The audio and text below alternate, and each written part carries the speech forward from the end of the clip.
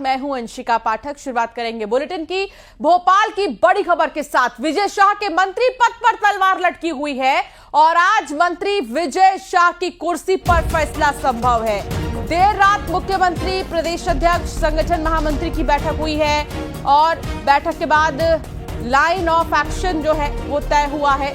सूत्रों के हवाले से ये जानकारी मिल रही है कि लाइन ऑफ एक्शन इस बैठक में तय हुआ है। ऑफिस ने जारी किया था पोस्ट। बैठक के बाद मुख्यमंत्री ऑफिस की तरफ से जो है एक पोस्ट जारी किया गया था। हाईकोर्ट के आदेशों का पालन करने की बात इसमें कही गई थी। अब विजय शाह के मंत्री पद को लेकर जो है अटकलें काफी ज्यादा तेज हो गई हैं कि क्या कुर्सी बचेगी या जाएगी।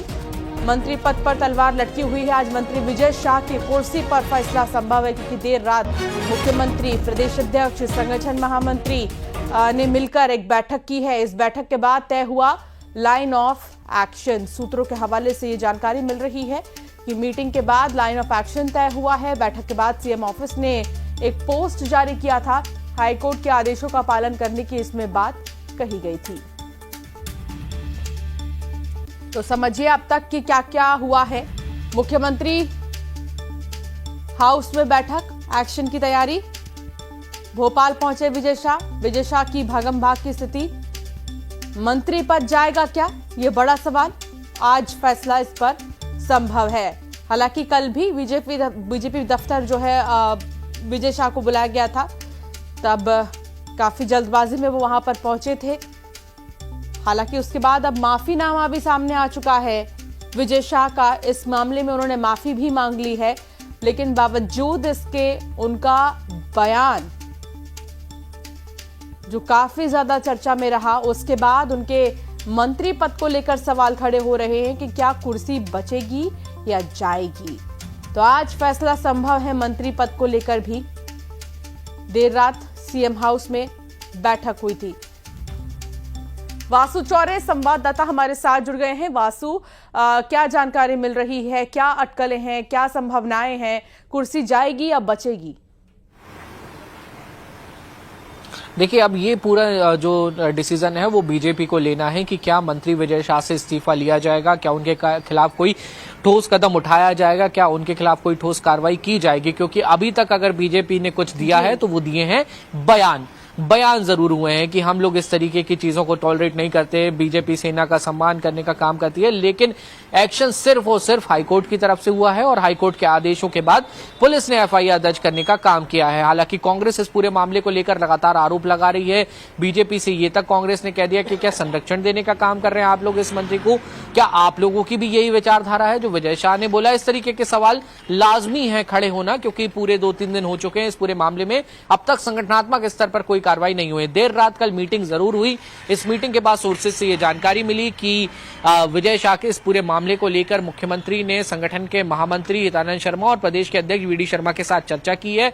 इस पूरे मामले में एक रिपोर्ट आला कमान को यानी कि दिल्ली को भेजने का काम भी किया गया है। अब संभवतः यह माना जा रहा है कि मध्य प्रदेश की सरकार और संगठन दिल्ली आला कमान से लगातार चर्चा में बना हुआ है। दिल्ली आला कमान जो कुछ भी कहेगा उसी के अनुसार आने वाले समय में मंत्री विजय शाह के खिलाफ कोई एक्शन हो सकता है, कोई ठोस कदम उठाया जा सकता है। और आपने बिल्कुल ठीक कहा, मंत्री पद पर तलवार लटक रही है और ये तलवार लटक भी इसलिए रही है क्योंकि सोफिया कुरैशी, कर्नल सोफिया कुरैशी, जिन्होंने इस पूरे देश का रिप्रेजेंटेशन काम करने का काम किया मुश्किल घड़ी में, जब ऑपरेशन सिंदूर चल रहा था, बड़ी बेबाकी के साथ, बड़े जज्बे के साथ पूरी दुनिया को उन्होंने बताया कि कैसे पाकिस्तान को और आतंकवादियों को भारत ने मुंहतोड़ जवाब देने का काम किया। और उनके ऊपर जिस तरीके की टिप्पणी विजय शाह की सामने आई, उसके बाद ये विवाद जो है वो लगातार बढ़ गया और आज भी कोई विवाद थमने वाला नहीं है। देखना होगा कि आज विजय शाह के लिए जो दिन है वो कितना अहम होने वाला है।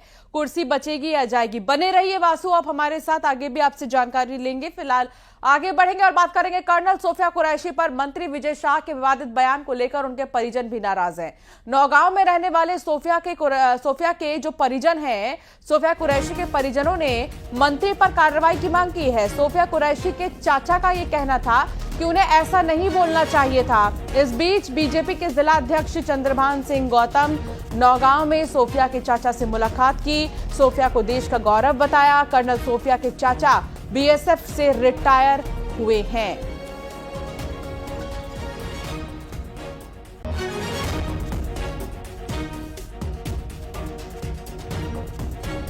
गलत है जो उन्होंने कह दिया। अब उसके लिए ईश्वर ही माफ़ करे उनको, और ये बात पूछ के नहीं होना चाहिए थी। जिस तरह से उन्होंने पूछा है ये गलत है। और अब बात ग्वालियर की होगी, जहां पीएम मोदी की तारीफ करना कांग्रेस नेता कृष्णराव दीक्षित को भारी पड़ गया। मोदी सरकार की तारीफ करने पर कांग्रेस ने कृष्णराव दीक्षित को पार्टी से निष्कासित कर दिया है, जिसके बाद कयास लगाए जा रहे हैं कि कृष्णराव दीक्षित जल्द बीजेपी में शामिल हो सकते हैं। ज्योतिरादित्य सिंधिया के करीबी माने जाते हैं कृष्णराव दीक्षित, और ऐसे में क्या बीजेपी ज्वाइन करेंगे, ये सवाल। ग्वालियर से ये खबर, पीएम मोदी की तारीफ करना कांग्रेस नेता कृष्णराव दीक्षित को भारी पड़ गया। सुशील कौशिक संवाददाता हमारे साथ जुड़ गए हैं। सुशील, क्या है ये मामला, और सिर्फ तारीफ करना प्रधानमंत्री का कृष्णराव दीक्षित को भारी पड़ गया? बिल्कुल सही बात है। देखिए, ग्वालियर में अगर देखें तो नगर निगम के पूर्व नेता प्रतिपक्ष कांग्रेस के बड़े नेता कृष्णराव दीक्षित, जो एक जमाने में कांग्रेस की रीढ़ हुआ करते थे ग्वालियर शहर की, इसके अलावा वो केंद्रीय मंत्री ज्योतिरादित्य सिंधिया के करीबी भी रहे हैं। लेकिन सिंधिया की पार्टी छोड़ने के बावजूद भी वो कांग्रेस में ही थे। लेकिन पिछले दिनों से जो हालात बन रहे थे उसको लेकर उन्होंने लगातार कांग्रेस की खराब हालत के लिए कांग्रेस नेतृत्व की कमजोरी बताया था। इसके अलावा वक्फ बिल सहित अन्य जो कार्रवाइयां थी केंद्र सरकार की, उसको लेकर मोदी सरकार की तारीफ भी की थी कार्रवाइयों की। तो इसी बात को लेकर कांग्रेस पार्टी ने उनको एक कारण बताओ नोटिस जारी किया था। जब नोटिस का जवाब नहीं दिया तो फिर आखिरकार कांग्रेस पार्टी ने कृष्णराव दीक्षित को पार्टी से बाहर का रास्ता दिखा दिया। अब माना ये जा रहा है कि चूंकि ज्योतिरादित्य सिंधिया के वो करीबी रहे हैं, तो निश्चित तौर पर अब बीजेपी में जाने की उनकी अटकलें हैं, और ये संभावना भी है कि जल्दी ही वो भारतीय जनता पार्टी की सदस्यता लेंगे। लेकिन कहीं ना कहीं बड़ी घटनाक्रम है कि कांग्रेस पार्टी के एक नेता ने केंद्र सरकार की तारीफ की और अपने ही नेतृत्व की आलोचना की है कई नीतियों को लेकर। बहुत शुक्रिया सुशील, जानकारी साझा करने के लिए।